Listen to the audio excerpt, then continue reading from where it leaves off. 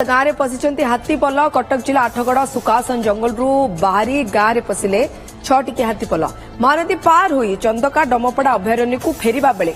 सकाळ होइजिबारु घासीपुट आ निस्तीपुर गाँव में पशिंट हाथी आ भयभीत होई डमपड़ा और बांकी वन विभाग को खबर देइचंती स्थानीय बासिंदा। वन विभाग कर्मचारी पहुंची हाथी को गाँव घौड़ाउथुले एबे हाथीपल जातमुंडिया स्थित छोट पहाड़ में रही हाथीपल गतिविधि उपरे नजर रखिछि वन विभाग। ये आप देखिपार्चंती केभଳି भाबे गाँ मुहां हाथीपल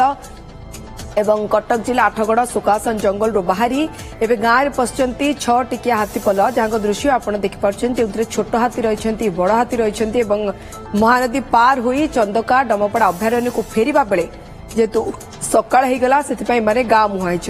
घासीपुट और निस्तीपुर गाँव में पशिंट हाथी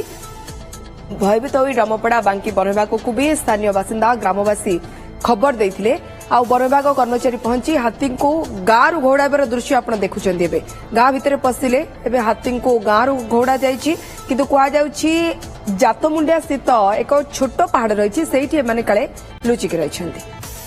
प्रभात विषय एमसीन रिपोर्टर आम सहित जोड़ी प्रभास जातमुंडिया निकट पहाड़ निकट में एबी अटकी ना नाई जंगल को गले